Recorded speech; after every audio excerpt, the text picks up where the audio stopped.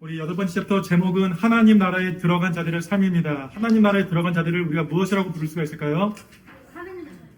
자녀, 제자로 이야기할 수도 있겠고 성도로 이야기할 수도 있겠죠. 그들의 삶이 무엇으로 표출된다고요? 사랑으로 표출된다고 이야기하고 있습니다.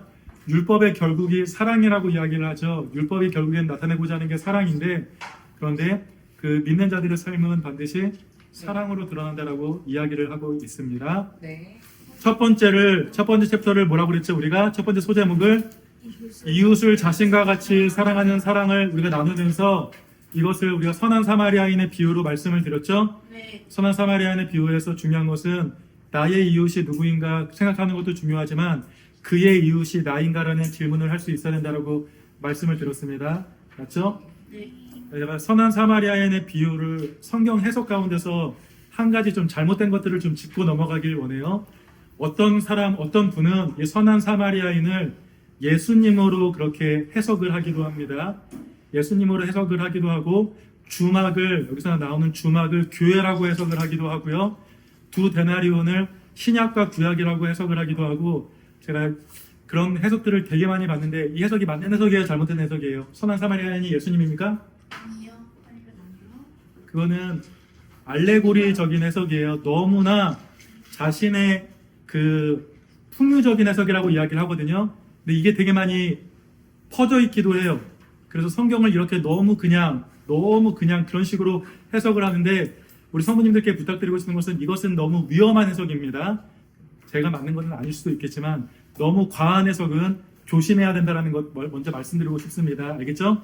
그래서 오늘은 그 다음에 두 번째 챕터 소제목 126페이지로 가볼까요? 126페이지. 예수님처럼 사랑하는 신자. 누구처럼 사랑한다고요? 이건 예수님처럼이라고 말하겠지만 다른 말로 이렇게 쓸 수가 있겠습니다. 예수님처럼이라는 말을 예수님과 함께 사랑하는 신자 또는 예수 안에서 사랑하는 신자라고 말씀드릴 수가 있습니다. 왜 이렇게 말씀드리냐면 우리가 누군가를 사랑할 때 그 사랑의 출처가 누구라는 것입니까? 예수님이라는 것입니다. 우리가 예수님 안에 있기 때문에 그렇게 사랑할 수 있다라는 말이에요. 우리 스스로는 그렇게 사랑할 수 없는데 자기 자신이 얼마나 이기적인 존재인지 잘 알잖아요. 그렇죠? 그렇지 않습니까? 근데 우리가 그렇게 사랑할 수 있는 이유는 주님 안에서 연합된 자이기 때문에 사랑할 수 있다는 게 두 번째 소제목의 그 가장 중요한 포인트입니다. 아시겠죠? 예수님처럼 사랑할 수 있습니까? 자신 없죠? 우리가 예수님 안에 있기 때문에 가능하다라고 말을 하는 거예요. 그러니까 우리가 앞에랑 연결해 보면 그리스도와의 연합 때문에 가능하다라는 이야기입니다. 이렇게 이야기합니다. 하나님은 사랑이십니다. 요한일서 4장에 나온 말씀이죠. 하나님은 사랑이십니다. 예수 그리스도는 하나님의 사랑을 십자가에서 가장 분명하게 보여주셨습니다. 십자가에서 드러난 게 무엇이라고요? 하나님의 사랑. 또 뭐가 드러났을까요? 십자가에서 드러난 게 무엇이라고 이야기하죠? 두 가지를 이야기합니다. 하나님의 사랑과 하나님의 공의가 드러났다라고 이야기를 하고 있습니다. 근데 공의도 사랑이죠. 결국은 같은 말입니다. 그 다음에 이렇게 이야기합니다. 이 사랑은 이웃을 자기 자신처럼 사랑하는 사랑입니다. 소제목 첫 번째 제목이었죠. 이 사랑은 이 세상에 있지 않은 하늘로부터 오는 사랑입니다. 교회가 이 사랑을 행할 때 사람들은 초월적인 공동체가 나타났다고 말할 것입니다. 우리 오늘 주일학교 때도 나눴고 우리 11시 예배 때도 나눈 것처럼 우리가 우리의 착한 행실을 보고 사람들이 하나님께 영광을 돌린다라고 이야기를 했죠. 그러니까 우리의 착한 행실이 무엇이라고요? 사랑이라고 이야기를 하는 겁니다. 그 다음 단락 보겠습니다. 이렇게 이야기합니다. 우리 주님이신 예수님은 교회에게 이러한 서로 사랑하라고 말씀하셨습니다. 이렇게 서로 사랑하라고 말씀하셨습니다. 이것이 신약시대에 주님의 교회가 따라야 할 새 계명이라고 말씀하셨습니다. 이와 같이 우리같이 부패하고 무능력한 자들이 어떻게 이런 사랑을 할 수 있습니까? 왜요? 주님과 하나 되었기 때문에. 주님은 무엇을 근거로 이런 사랑을 할 수 있다고 말씀하십니까? 답은 무엇이라고요? 그리스도와의 연합 때문이라고요. 그 요한일서 2장 3절부터 11절까지 보겠습니다. 우리 요한일서에서는 하나님이 사랑이신데 그것을 가장 잘 표현하고 있는 게 요한일서라고 생각이 됩니다. 그럼 요한일서 2장 3절부터 제가 한번 읽어보겠습니다. 이렇게 이야기하죠. 우리가 그의 계명을 지키면 이로써 우리가 그를 아는 줄로 알 것이요.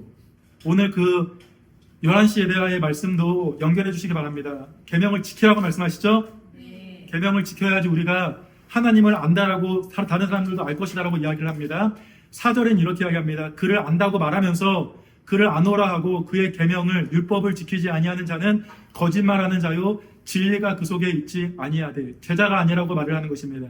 소금이 짠맛을 내지 아니할 수 없듯이 빛이 그 빛을 비추지 않을 수가 없듯이 주님의 제자는 그 계명을 지킨다라고 말씀하시는 것입니다. 5절도 마찬가지입니다. 누구든지 그의 말씀을 지키는 자는 하나님의 사랑이 참으로 그 속에서 온전하게 되었나니 이로써 우리가 그의 안에 있는 줄을 아노라. 이 부분 밑줄 쳐주시기 바랍니다. 이로써 우리가 그의 안에 있는 줄을 아노라.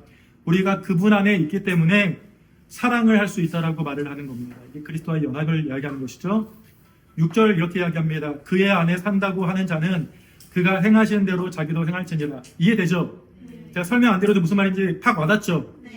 9절 이렇게 이야기하죠. 빛 가운데 있다면서 그 형제를 미워하는 자는 지금까지 어둠에 있는 자요 그의 형제를 사랑하는 자는 빛 가운데 거하여 예수 그리스도의 빛 가운데 거하여 자기 속에 거리낌이 없으나 그의 형제를 미워하는 자는 어둠에 있고 너희는 빛이니 소금이니 연결됩니다. 그 형제를 미워하는 자는 여전히 어둠에 있고 또 어둠에 행하며 갈 곳을 알지 못하나니 이는 그 어둠이 그의 눈을 멀게 하였습니다. 어둠이 눈을 멀게 한다라고 이야기를 하고 있습니다. 빛과 어둠을 나눕니다. 우리가 어둠에서 빛으로 가는 경로에 있는 게 아닙니다. 우리는 어디에 있습니까? 우리는 빛 가운데 있습니다. 빛 가운데 있습니다. 어둠에서부터 빛으로 그 찬란한 빛을 바라보면서 나가는 것이 아니라 주님의 십자가로 우리를 빛의 한 가운데로 우리를 놓으셨다라고 이야기를 하는 것입니다. 그걸 여러 가지 말로 이야기합니다. 빛 가운데 성령 안에서 그분 안에서 그리스도와의 연합, 그리스도와의 하나된 이 말들이 다 어떤 말들입니까? 같은 말들입니다. 그리고서 말하고자 하는 것이 무엇입니까? 우리가 그리스도 안에 있기 때문에 행할 수 있다라는 말입니다. 뭘 행합니까? 계명을 행합니다. 근데 그 계명이 뭡니까? 사랑이라고 말을 하는 겁니다. 율법 같은 말이에요. 그분 안에 있으면 사랑할 수 있다라는 것을 말하는 겁니다. 그러면 아래 한번 그 질문을 보도록 하겠습니다. 질문을 보기 전에 옆에 있는 참고부터 한번 같이 한번 읽도록 하겠습니다. 나는 포도나무요 너희는 가지라. 그가 내 안에 내가 그 안에 거하면 사람이 열매를 많이 맺나니 나를 떠나서는 너희가 아무것도 할 수 없습니다. 반대로 나를 떠나서는 너희가 아무것도 할 수 없음이라. 이거를 수학적 명제라고 한다면 이거의 대우가 뭡니까? 대우 뭐냐면 모든 것을 할 수 있음이 나와 함께하기 때문이다 이 말입니다. 알겠죠? 나를 떠나서는 아무것도 할 수 없다라는 말이 무슨 말입니까? 모든 것을 할 수 있음이 주님과 함께하기 때문이다. 알겠죠? 주님과 함께하기 때문에 우리가 할 수 있습니다. 사랑도 행함도 계명 지킴도 뭐 때문에 할 수가 있는 거예요? 내 힘으로 하는 거예요? 아니죠. 성령님이 우리 가운데 계시기 때문에 우리가 율례도 지킬 수가 있고 율법도 지킬 수가 있고 그것을 결국엔 사랑도 할 수 있음에 대하여서 이야기를 하는 것입니다. 오늘 제가 그 설교 시간에 말했던 것이랑 강조드리고 싶은 것들이 그냥 여기 총체적으로 들어있다라고 여겨집니다. 볼까요? 1번 문제 보겠습니다. 우리 혜림 선생님 한번 읽어주시기 바랍니다. 우리 같은 보통 사람들이 예수님처럼 산다는 것은 불가능한 일입니다. 그런데 하나님의 말씀인 성경은 그렇게 할 수 있다고 말합니다. 예수님처럼 살 수도 있으며 하나님의 계명을 지킬 수도 있다고 말합니다. 그 이유는 무엇입니까? 무엇입니까? 딱 하나로 답을 하면 그리스도예요. 그렇죠. 그리스도와 연합. 좀 더 쉬운 말로 한번 해볼게요. 우리가 그리스도와 하나이기 때문에 이것이 가능하다라는 말입니다. 그래서 그분이 하신 일이 내가 한 일이 되는 거죠. 함께 살리셨고 함께 앉히셨고 함께 일으키셨고 우리가 에베소서를 통해서도 말씀드렸던 것이죠. 주님께서 하시는 일이 다 우리의 일이 된다라고 이야기를 하는 것입니다. 우리 포도나무와 가지의 비유는 정말로 귀해요. 볼까요? 여기서 나무를 보면 나무가 어디까지가 나무고 가지이고 구분됩니까? 안 됩니까? 잘 안 되죠. 연결되었다는 거예요. 그러니까 우리와 주님의 사이는 그렇다는 것, 그 포도나무와 가지의 비유를 통해서 말씀드리기 원합니다. 2번 문제 볼까요? 하은이 한번 큰 목소리로 또박또박 읽어주십시오. 그리스도 안에 있는 자는 그분이 행하시는 대로 행할 수 있습니다. 예수 그리스도가 그와 함께 행하시기 때문입니다. 이것은 죄의 종이 되어 오직 자기만을 위해 살던 옛사람이 죽었기 때문입니다. 이제 그리스도 안에 거하는 신자들은 이 사실을 믿어야 합니다. 아래 성경 본문에서 밑줄 친 부분에 유의하면서 예수님처럼 행하기 위해서는 어떻게 해야 할지 말해보십시오. 예수님처럼 살기 위해서는 어떻게 행해야 될지를 말해보십시오. 로마서 6장 11절에서는 이렇게 이야기하고 있죠. 이와 같이 너희도 너희 자신을 뭐에 대해서는요? 주인의 죄악을 죄에 대해서는 죽은 자요. 죽어가는 자 아닙니다. 죄에 대해서는 죽었다라는 말입니다. 우리 성도님들 죄에 대해서 죽었습니까? 안 죽었습니까? 죄 안 짓습니까? 근데 이 말은 무슨 말이에요? 그러면 말이 안 맞잖아요. 죄에 대하여는 죽은 자요가 아니라 계속 씨름하는 자라고 말하는 게 맞잖아요. 근데 왜 이렇게 이야기를 하고 있죠? 죄에 대해서 죽었다라고 선언하시는 거예요. 이 말은 뭐예요? 이제는 더 이상 우리가 죄의 종이 아니라는 거예요. 우리는 계속해서 죄 짓죠. 죄 가운데 넘어지죠. 그렇지만 우리는 죄의 종이 아니라는 거예요. 어둠의 종이 아니라 빛 가운데 있다라는 것을 이야기하는 겁니다. 이해되시죠? 네. 그 다음에 뭐라고 이야기합니까? 이 말이 되게 중요합니다. 제가 정말 많이 강조하는 말이기도 한데요. 그리스도 예수 안에서 그리스도와 연합을 이야기하고 있죠. 누구에 대하여는요? 하나님께 대하여는 살아있는 자로 여길지어다. 여기서 중요한 거는 여길지어다라는 말이 되게 중요해요. 원래는 하나님께 대하여는 살아있는 자다라고 그냥 마칠 수가 있었어요. 하나님께 대하여는 살아있는 자다라고 말하면 맞는 말입니까? 틀린 말입니까? 100% 맞는 말입니다. 하나님께 대하여 살아있는 자잖아요. 근데 여기서 왜 여길지어다라는 말을 붙였을까요? 계속 생각하라는 말이에요. 너는 하나님께 대하여 살아있는 자인데 그것을 계속해서 생각하라는 말이에요. 알겠죠? 하나님께 대하여 살아있는 자라는 말은 아까 죄에 대하여 죽은 자랑 연결하면 어떻게 됩니까? 너는 이제 죄의 종 아니야. 하나님께 대하여 살아있는 자는 무슨 말입니까? 하나님의 거야. 그러니까 그거를 계속해서 생각하라는 말이에요. 여기고 여겨라. 그러니까 바울이 강조하고자 하는 말은 이거를 계속해서 생각해야 된다는 말이에요. 아니면 잊어버린다는 말이겠죠? 그래서 여기는 여길지어다라는 말이 되게 중요합니다. 그 다음에 존 스투트라는 그 영국의 정말 20세기 최고의 신학자가 존 스투트라는 목사님이신데 그 목사님이 이렇게 이야기하고 있습니다. 이건 우리 하영이가 한번 읽어볼까요? 큰 목소리로 읽어주세요. 그러므로 거룩한 삶을 사는 큰 비결은 우리의 생각 속에 있다. 그리스도를 통해 우리가 죄에 대하여는 죽었고 하나님께 대하여는 살았다고 여기는 것에 달렸다. 우리는 이러한 진리들이 우리의 사고방식 속에 너무나 필수적으로 자리 잡아서 옛 삶으로 돌아가는 일은 생각조차 할 수 없기까지 이 진리들을 회상하고 숙고하고 꼭 붙들고 마음에 새겨야 한다. 아멘. 그래서 이 스투트라는 목사님이 얼마나 이 여길지어다라는 말을 강조했는지를 보시겠죠. 네. 뭐라고 해보죠? 옛삶으로 돌아가는 일은 생각조차 할 수 없기까지 이 진리를 회상해라, 숙고해라, 꼭 붙들어라, 마음에 새겨야 된다. 이 부분을 강조하고 있습니다. 여길지어다라는 말을 강조하고 있습니다. 알겠죠? 그러니까 이번 문제에서는 여길지어다라는 말의 의미가 무엇인지를 우리가 생각할 수가 있어야 된다는 말입니다. 우리 옆에 참고 부분 한번 보도록 하겠습니다. 로마서 6장 6절 말씀 같이 한번 읽겠습니다. 우리가 알거니와 우리의 옛사람이 예수와 함께 십자가에 못 박힌 것은 제 몸이 죽어 다시는 우리가 죄에게 종로로 타지 아니하려 함이니. 이해되시죠? 죄에 대하여 죽었다라는 말의 의미가 로마서 6장 6절 말씀에 딱 나와 있습니다. 맞죠? 우리는 이제 죄에게 종로로 타지 않습니다. 죄에게 종로로 탈 때 있습니까? 없습니까? 죄질 때 있잖아요.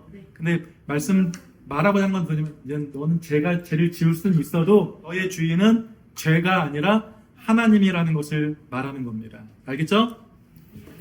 다음 페이지 보겠습니다. 우리 3번 문제는 우리 혜선 선생님 한번 읽어주시기 바랍니다. 읽어주십시오. 예수 그리스도 안에 거하는 자는 하나님의 계명을 지키며 살아갑니다. 하나님의 계명을 지키는 자의 여부에 따라 어떤 사람이 판단할 수 있다고 합니다. 만일 예수님을 믿는 사람이 예수님처럼 사랑하지 않는다면 그것은 무엇을 의미합니까? 무엇을 의미합니까? 거짓말쟁이. 맞죠? 가짜라고 이야기하는 겁니다. 가짜 같죠? 내가. 그러니까 이거예요. 하나님 그리스도 안에 있으면 사랑하려고 노력해요. 아까 말씀드린 것처럼 이제는 하나님께 대하여는 살아있는 자이기 때문에 그렇게 자기가 하나님의 계명을 지키며 살아가려고 노력을 해요. 근데 잘 될 때가 있고 안 될 때도 있죠. 안 될 때가 더 많아요. 근데 다시 생각해요. 다시 생각하고 다시 생각해서 자신이 그 계명을 지키려고 노력한다는 것, 그것이 가짜처럼 보이지만 그것은 진짜라고 말씀드릴 수 있습니다. 알겠죠? 그 다음 보겠습니다. 128페이지 아래 내용으로 보겠습니다. 그러니까 3번 문제의 답을 다시 말씀드리면 주 안에 있으면 계명 지킨다는 거죠. 맞죠? 다 잘 지킬 수는 없습니다. 우리 자녀도 불효자가 있고 효자가 있고 그렇잖아요. 효자라고 말해도 뭐 불효자잖아요. 그러니까 잘할 수 없어요. 근데 아빠가 누군지 알아요. 그러면 되는 겁니다. 알겠죠? 아래 보겠습니다. 사랑은 우리에게 주신 하나님의 최고의 율법이요 명령이며 뜻입니다. 근데 이거를 약화시키면 안 됩니다. 사랑이라는 말 가운데 율법을 약화시키기도 합니다. 사랑하면 됐지 율법은 필요 없어라고 말하면 안 된다는 것입니다. 알겠죠? 율법을 하나하나 지킴으로 사랑을 나타내야 된다는 말입니다. 그래서 우리가 주의에 계속 살펴보도록 하겠습니다. 그러면서 이렇게 이야기합니다. 이 사랑은 하나님의 십자가에서 그의 아들을 화목제물로 세우심으로써 확증하신 것입니다. 이 사랑은 예수 그리스도가 스스로 자신을 희생제물로 내어줌으로써 보여주신 것입니다. 성경은 이 사랑을 내 이웃을 내 자신과 같이 사랑하라는 것으로 정의합니다. 우리는 이것을 십자가 사랑이라고 부릅니다. 문제는 하나님께서 이런 사랑을 행하라고 우리에게도 명령하셨다는 사실입니다. 우리에게 대충 사랑하라고 말씀하지 않으셨습니다. 예수님처럼 사랑하라고 말씀하셨습니다. 근데 이게 가능한 이유를 그 다음부터 이야기하죠. 우리같이 무패하고 무능력한 자들에게 이런 초월적인 사랑을 어떻게 하라는 것입니까? 하나님만이 하실 수 있는 사랑, 예수 그리스도만이 감당할 수 있는 그런 사랑을 요구하십니다. 한평생 자신만을 위해 살아온 우리가 어떻게 다른 사람을 자기 자신처럼 사랑한단 말입니까? 사랑하는 흉내만 내는 것도 버거운 우리가 이런 십자가 사랑을 행한다는 것은 불가능합니다. 어떻게 이런 사랑을 할 수가 있습니까? 해답은 바로 주님과 하나된 그리스도와의 연합, 그 존재 자체에 있습니다. 주님과 그리스도와 합하여 그 안에 거하는 자는 비잉인 크라이스트라고 이야기하고 있죠. 예수 안에 있는 자는 십자가 사랑을 할 수 있습니다. 그리스도 안에서 그분의 것으로 충만한 자는 그분처럼 자신을 내어주는 사랑을 할 수가 있습니다. 우리 안에서 예수 그리스도가 행하십니다.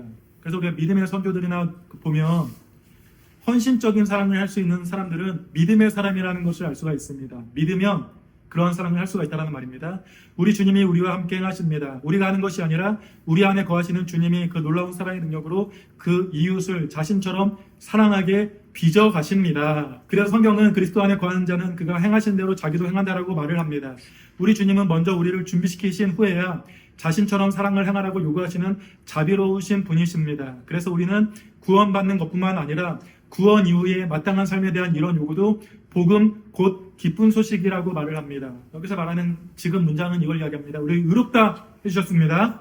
구원해 주셨습니다. 근데 그 구원이 계속적으로 우리의 삶 가운데서 이루어져 감을 이야기하는 것입니다. 우리가 그것을 성화라고 이야기하기도 하죠. 그 다음 단락 보겠습니다. 좀 더 설명하면 이 모든 것은 우리의 옛사람이 죽었기 때문에 가능한 일이기도 합니다. 여기 적어주십시오. 옛사람이 죽었다. 옛사람이 죽었다. 우리 옛사람 아닙니다. 헷갈리면 안 됩니다. 알겠죠? 헷갈리면 안 됩니다. 우리 옛사람 죽었습니다. 지금은 어떤 사람입니까? 새 사람입니다.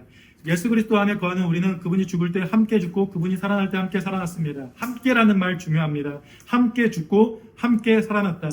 예수 그리스도가 죽을 때 함께 죽은 우리는 우리의 옛사람은 우리가 이전에 죽었고 죄가 지배하던 옛사람이 그리스도와 함께 십자가에 못 박혔고 그래서 죄만 짓던 죄의 몸이 죽었기에 더 이상 죄는 우리를 지배할 수 없습니다. 이제는 죄의 종이 아니라는 말입니다. 자기만을 사랑하며 이웃 사랑에는 무능력하던 옛사람은 죽었습니다. 그리고 그리스도가 살아나실 때 그분과 함께 살아난 우리는 그리스도와 합한 무엇이라고요? 새 사람입니다. 예수 그리스도처럼 다른 사람을 위해 자신을 내어주는 사랑을 할 수 있는 새 사람입니다. 예수님의 사랑을 행할 능력을 가진 새로운 존재가 바로 우리입니다. 근데 헷갈립니다. 여전히 옛사람 같습니다. 이건 성부님만의 문제가 아닙니다. 저도 옛사람 같습니다. 매번 죄짓기 때문에 옛사람 같습니다. 근데 거기에 위로를 얻을 수 있는 하나의 그 단어가 무엇이냐면 여길지어다라는 단어라고 저는 생각합니다. 매번 넘어지고 연약하지만 그래도 우리는 주님의 계명을 알기 때문에 여기면서 살겠습니다. 노력하면서 살겠습니다라는 게 그 새 사람의 표지라는 것을 기억해 주시기를 바랍니다. 그 다음 그 단락 보겠습니다. 이 모든 것을 믿기를 원합니다. 예수 그리스도의 십자가 사역뿐만 아니라 그 사역의 결과까지도 믿어야 됩니다. 우리의 옛사람이 죽었고 새 사람이 되었다는 것을 확고히 믿고 날마다 살아가야 합니다. 그럴 때 하나님의 뜻대로 다른 사람을 자신처럼 사랑하며 살 수 있습니다. 길어지는데요. 여기서 말을 하고자 하는 것은 단 이거 하나입니다. 그리스도 안에 있을 때 우리는 사랑할 수 있다. 나를 떠나서는 아무것도 할 수 없다. 이 한 구절 기억해 주시기를 바랍니다. 다음 페이지 130페이지 거기 위에 보면 제일 마지막 단락만 보도록 하겠습니다. 우리 안에 세 번째 단락. 우리 안에 십자가 사랑으로 인한 근본적인 변화가 있습니까? 다른 사람을 자신처럼 사랑하는 열매가 있습니까? 우리가 그리스도 안에 있다면 예수님처럼 다른 사람을 위해 자기를 내어주는 희생적 사랑을 능히 해보려는 시도가 있을 수 있습니다. 계속 하는 거죠. 계속 해보는 겁니다. 이것이 복음이요 구원의 증거입니다. 구원의 증거라는 말 중요합니다. 구원의 증거는 반드시 사랑으로 드러나야 됩니다. 구원 받았는데 여전히 악한 말하고 여전히 다른 사람 아무렇지 않게 미워하고 그러면 뭔가 잘못된 겁니다. 잘못된 것 알고 다른 사람을 사랑하고 이해하고 예수 그리스도로 마음으로 품으려고 하는 그 흔적이 우리에게 있는지를 살펴주시기를 바랍니다. 알겠죠? 네, 자신과 같이 사랑하라 말씀하셨고 두 번째는 무엇이었습니까? 예수님처럼 사랑함에 대해서 말을 하고 있고 세 번째 소제목은 사랑의 시작이자 내용인 교회에 대해서 이야기를 하고 있습니다. 교회가 사랑을 시작하는 곳이고 교회의 내용이 있다면 그것이 사랑이라고 말을 하는 거죠. 제가 한번 읽겠습니다. 아랫부분 내 이웃을 내 자신같이 사랑하라는 말씀은 율법의 요약이자 성취요 완성입니다. 이런 놀라운 사랑은 우리 아버지이신 하나님과 우리 주님이신 예수 그리스도가 보여주신 사랑이죠. 이제 우리 주님은 이 사랑의 은혜로 구원받은 우리에게 이와 동일한 사랑을 행하라는 새 계명을 주셨습니다. 새 계명이 뭐라고요? 사랑이라. 믿음으로 그리스도 안에 거하는 자는 이 사랑의 새 계명에 순종할 수 있습니다. 예수 그리스도가 함께 하시며 역사하시기에 가능한 일입니다. 그래서 구원도 은혜지만 주님의 통치에 순종하며 거룩하게 살아가는 것도 은혜입니다. 그러니까 구원받음도 은혜이고 우리가 살아가는 이 모든 현실 그것도 은혜라고 이야기를 하는 것입니다. 이 모든 것이 복음이라 이야기하죠. 그런데 예수님처럼 사랑하며 살아갈 수 있다는 말씀이 아직 실감나지 않을 수도 있습니다. 예수님처럼 사랑하며 살아가는 교회의 실제 모습은 무엇입니까? 교회가 뭔지 아시죠? 믿음의 공동체를 교회라고 이야기하기도 하고 우리 각각의 한 사람 한 사람을 교회라고 이야기하기도 합니다.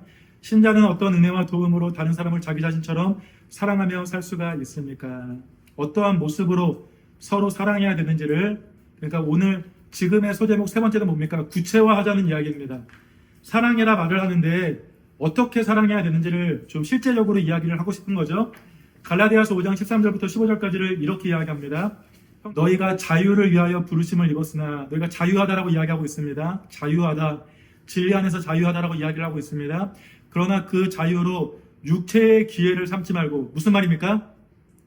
육체의 기회를 너에게 자유가 있다고 마음대로 살지 말고 너만을 위해서 살지 말고 그런 말입니다. 그러면서 뭐라고 이야기합니까? 오직 사랑으로 서로 종노릇하라. 이제 종이 아니라고 이야기했죠. 상대방에게 종이 되라 이야기를 하는 것입니다. 이게 얼마나 사랑이라는 게 어떠한 섬김과 희생을 이야기하는지 알겠죠. 다른 사람에게 종으로서 그를 섬기라라고 이야기를 하는 것입니다. 온 율법은 내 이웃 하기를 내 자신같이 하라 하신 말씀에서 이루어졌나니 만일 서로 물고 먹으면 피차 멸망할까 조심하라. 서로 피차 비난하거나 그런 게 하는 것이 아니라 우선 중요한 게 무엇입니까? 서로 사랑해야 되는데 어떻게까지 사랑하라고요? 종노릇 하듯이 사랑을 하는 이야기입니다. 우리가 요한복음 13장에 보면 예수님께서 십자가에 달려 죽으시기 전날에 제자들에게 오셔서 발을 씻어주시죠. 근데 그 발을 씻어주는 게 무엇입니까? 종의 모습으로서 그 제자들의 발을 씻겨주신 것입니다. 그러니까 예수님께서는 섬김이 무엇인지 서로 사랑할 때 어떻게 사랑해야 되는지를 이야기하는 것입니다. 종노릇 한다는 이야기는 뭡니까? 나 주장하지 않는다는 이야기입니다. 나 너 사랑해 그러면서 내 방식대로 그냥 사랑을 그렇게 강압적으로 한다거나 그런 게 아니라 상대방에 맞추어서 자신을 철저히 낮추고 다른 사람을 높이면서 그렇게 섬기며 나가는 것을 사랑이라고 이야기하는 것입니다.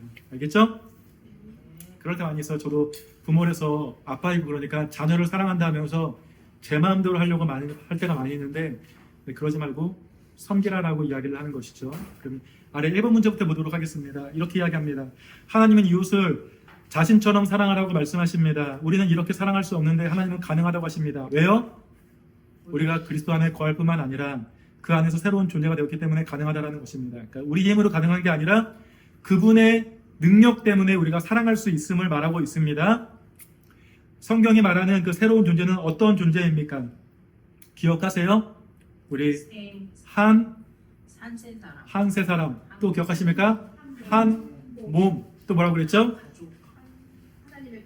하나님의 권소 그리고 동일한 시민 이렇게 말씀을 드렸죠. 이게 우리의 존재가 됐다고 이야기했습니다. 우리가 교회에 대해서 살펴볼 때 6번째입니까? 7번째입니까? 7번째요. 아무튼 거기 했었죠. 그리고 그 다음 문장 볼게요. 우리는 어떻게 예수님처럼 사랑할 수 있게 되었습니까? 아래의 성경 부분을 참고해 말해보십시오. 에베소서 2장 14절부터 16절까지 보면 우리가 교회가 어떤 사람인지 하나라는 말, 여기서 제일 중요한 말이 뭡니까? 하나라는 말이 제일 중요하고요. 그 다음에 그 두 번째 보도록 하겠습니다. 5번째 줄 빨간 글씨에서 이렇게 이야기합니다. 하나님의 율법의 유학이자 완성이며 예수님의 새 계명인 사랑은 우선 누구를 중심으로 주신 거라고요? 믿는 사람들을 대상으로 주신 것입니다. 즉 예수 그리스도 안에서 서로 한 몸이자 한 가족이 된 사람들에게 이 사랑의 계명을 주셨습니다. 한 몸이자 한 가족이기에 남이 아니라 자신처럼 여겨지고 자기 자신처럼 사랑할 수 있게 된 것입니다. 라고 이야기하면서 우리가 예수님처럼 사랑할 수 있게 된 방법은 무엇 때문입니까? 우리가 그 안에서 하나가 되었기 때문입니다. 하나라는 말의 의미를 생각해 볼게요. 하나라는 말의 의미가 뭡니까? 연합이죠. 한번 저를 보시겠어요? 머리가 누구십니까? 예수님이죠. 지체가 누굽니까? 우리입니다. 여기에 김유영 집사님도 신재희 집사님도 함영욱 집사님도 최원욱 집사님도 다 지체입니다. 그러니까 하나라는 이야기는 무엇입니까? 예수님과 하나라는 것도 생각을 해야 되겠지만 우리가 하나라는 것을 꼭 생각해야 됩니다. 이게 그리스도와의 연합입니다. 알겠죠? 그리스도와 연합, 그러면 주님과 하나됨 생각을 할 때가 많이 있는데 이걸 교회로 생각해보면 뭡니까? 주님을 머리로 두고서 주님을 주인으로 두고서 우리 서로가 함께 유기체가 되어서 나아가는 게 하나라는 것. 알겠죠? 네. 그렇죠. 그래서 우리가 서로를 귀하게 여겨야 됩니다. 다음 2번 문제 보도록 하겠습니다. 옆에 참고부터 한번 보도록 하겠습니다. 요한복음 13장 34절부터 35절인데 이 말씀도 마찬가지로 예수님께서 십자가에 죽으시기 전날에 주신 말씀입니다. 같이 한번 읽겠습니다. 새 계명을 너희에게 주노니 서로 사랑하라. 내가 너희를 사랑한 것 같이 너희도 서로 사랑하라. 너희가 서로 사랑하면 이로써 모든 사람이 너희가 내 제자인 줄 알리라. 왜 새 계명일까요? 이전에 없었던 계명입니까? 아닙니다. 이전에도 원래 있었던 계명이에요. 새 계명이라고 말씀하시는 이유는 예수님께서 십자가를 통해서 완전히 이루어서 가능해진 계명이기 때문에 새 계명이라고 말을 하는 것입니다. 우리가 서로 사랑할 수 있음이 십자가로 인하여서 가능해졌음을 이야기하는 것입니다. 제가 한번 2번 문제를 읽겠습니다. 읽어드리겠습니다. 이렇게 이야기합니다.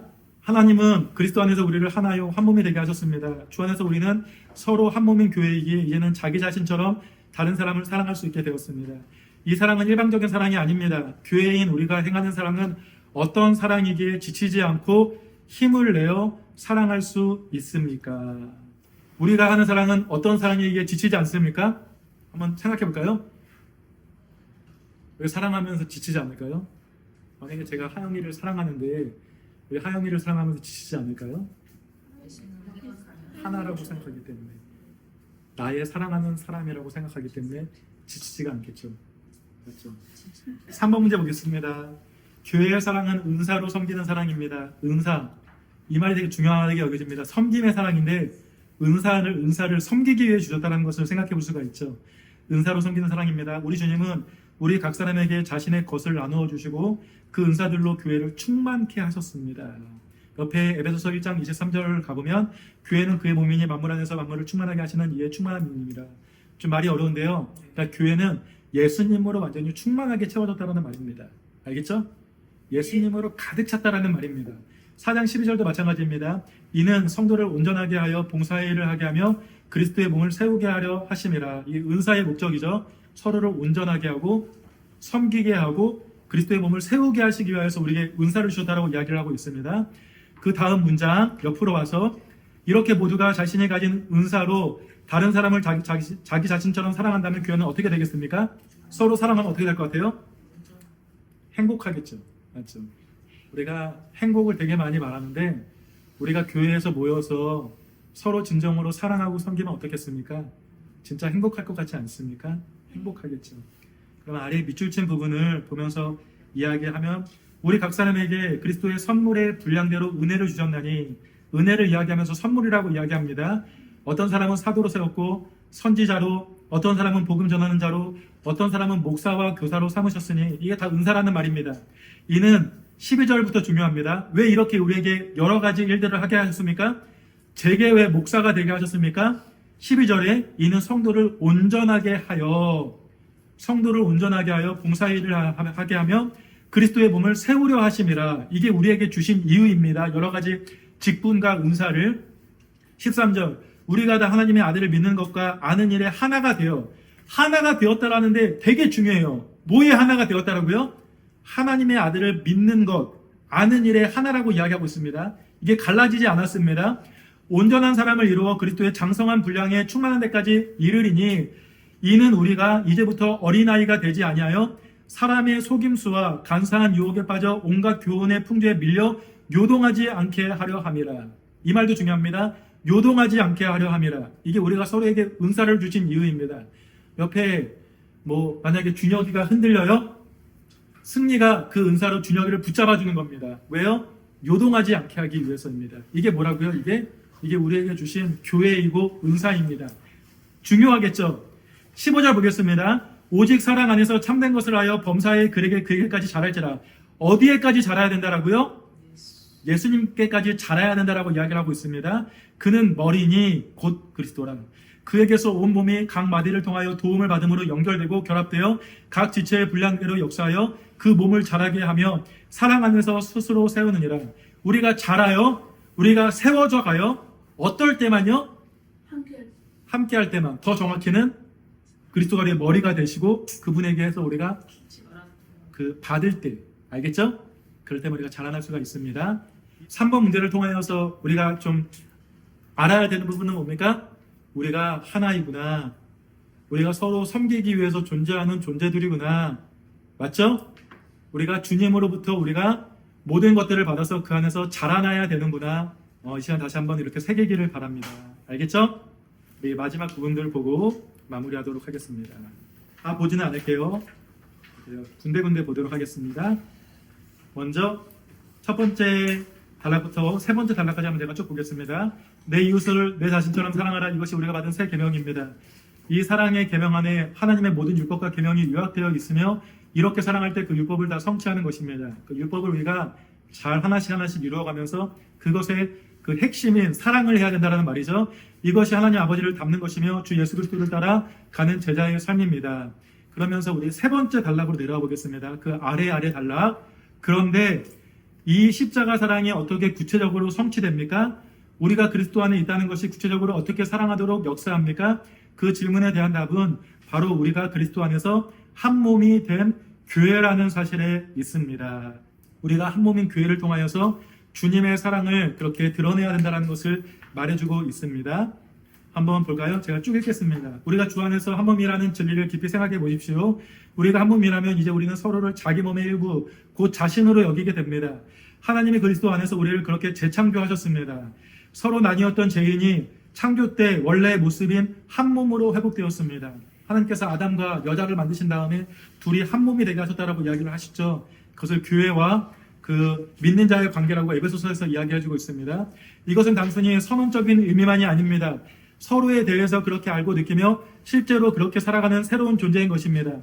한 몸이라는 것은 더 실제적으로 한 가족이라는 것을 의미합니다. 그래서 우리는 한 몸으로서 서로를 무엇이라고 부른다고요? 지체라고 부릅니다. 지체는 뭡니까? 이거랑 이거예요. 이게 최원동 기사님이고 이게 김용 기사님입니다. 알겠죠? 네, 그래서 최원동 기사님이 아프면 김용 기사님이 아파야 됩니까? 안 아파야 됩니까? 이게 언제부터 이렇게 엄지가 아프네. 너무 짧아요. 엄지가 아프네. 나는 안 아파. 생각하시겠습니까? 아니죠.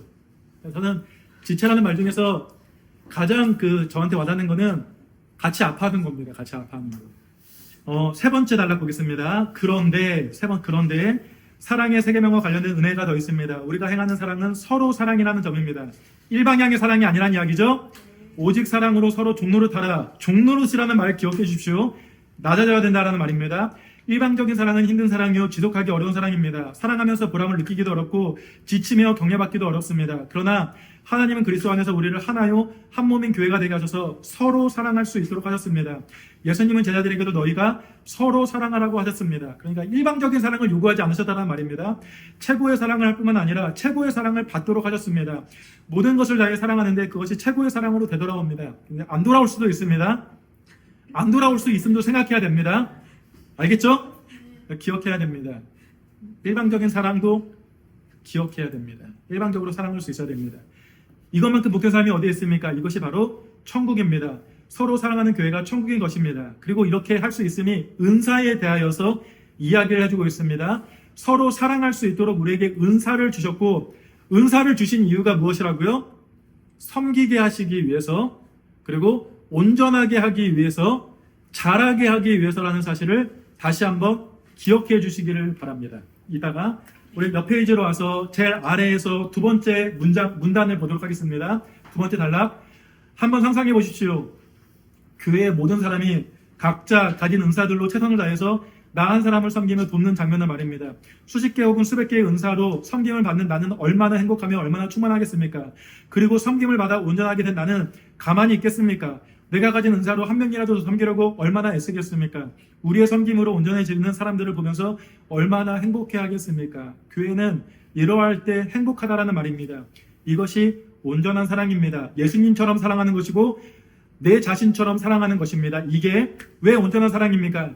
이 사랑으로 섬기는 그 자신이 온전한 성도가 되기 때문입니다. 그리스도의 몸, 곧 교회를 온전하게 세우는 사랑이기 때문입니다.